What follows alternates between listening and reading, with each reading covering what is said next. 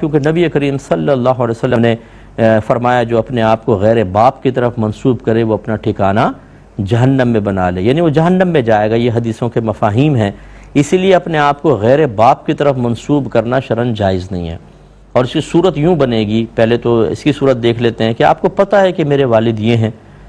یا میرا خاندان یہ ہے، لیکن آپ جان بوجھ کر اس کو چھپائیں اور اپنے آپ کو کسی اور خاندان کی طرف منسوب کر دیں۔ جیسے کوئی غیر سید ہو لیکن یہ دیکھے کہ اس علاقے میں سیدوں کی بہت عزت ہے تو وہ اپنے آپ کو کہے کہ میں تو سید خاندان سے ہوں۔ اب جب آپ نے سید خاندان سے کہا تو یقیناً آپ کے والد تو غیر سید تھے، آپ اپنے آپ کو سید کہہ رہے ہیں تو آپ کے والد سید ہوں گے، تو اس کا مطلب یہ آپ کا باپ نہیں، کوئی سید باپ ہے تو آپ نے باپ بدل لیا۔ یہ ہے حرام اور گناہ کبیرہ۔ لہذا چونکہ یہ نسب بدلنے کے بارے میں ہے، اس سے آپ وہ اندازہ کر سکتے ہیں جو بعض جاہلوں نے پوسٹ چلائی کہ کوئی عورت شادی کے بعد اپنے شوہر کا نام اپنے نام کے ساتھ نہ لکھے، کیونکہ نبی کریم نے فرمایا کہ جو اپنے آپ کو غیر باپ کی طرف منسوب کرے وہ ٹھکانہ جہنم میں بنائے۔ بھائی غیر باپ کی طرف منسوب اس طرح کرنا کہ اسے باپ مشہور کر دیا جائے۔ عورت اگر اپنے شوہر کا نام لکھتی ہے تو یہ کہتی ہے میرا باپ ہے، تو یہ حدیث تو یہاں پر لگتی ہی نہیں ہے۔ تو یہ وہ جاہل قسم کے لوگ ہوتے ہیں جن کو آتا جاتا کچھ بھی نہیں ہے، لیکن وہ ایسے نکتے شیطان ذہن میں ڈالتا ہے تو کہتے ہیں یار یہ نکتہ بیان کرو، سارے حیران رہ جائیں گے، یعنی پڑھیں گے نہیں، عالم نہیں بنیں گے، مفتی نہیں بنیں گے، کسی عالم سے تصحیح نہیں کریں گے، لیکن اس ذریعے سے عزت اور شہرت حاصل کرنا، اپنی پوسٹ کو زیادہ تر لوگوں تک بھیجنا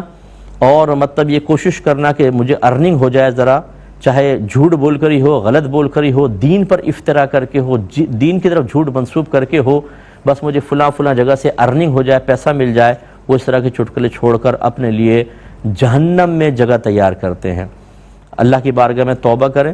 جب تک آپ کو کنفرم نہ پتہ چلے کسی عالم دین سے آپ تشریح حاصل نہ کر لیں، از خود حدیث پڑھ کے کوئی نتیجہ مرتب نہ کریں۔ ذرا ایک صاحب کو میں جانتا ہوں وہ سید نہیں ہے لیکن اپنے نام کے ساتھ سید لکھ دیتے ہیں۔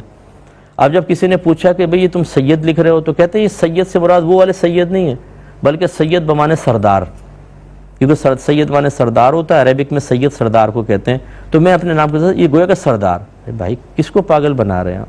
جب آپ سید لکھیں گے اپنے ساتھ تو ہر ایک کا انتقال ذہنی یہ جائے گا کہ یہ آل رسول میں سے ہے، نبی کریم کی نسل میں سے ہے، یعنی ایک ٹکٹ میں دو مزے، تو یہ مطلب یہ بھی غلط ہے۔ چاہے آپ کا قصد و ارادہ کچھ ہو، جب لوگ ظاہراً یہی سمجھیں گے تو یہ نسب بدلنے کے زمرے میں آئے گا۔ ایسے لوگوں کو بھی چاہیے کہ اپنی صلاحیت سے عزت پاؤ، جھوٹ بول کر نہیں۔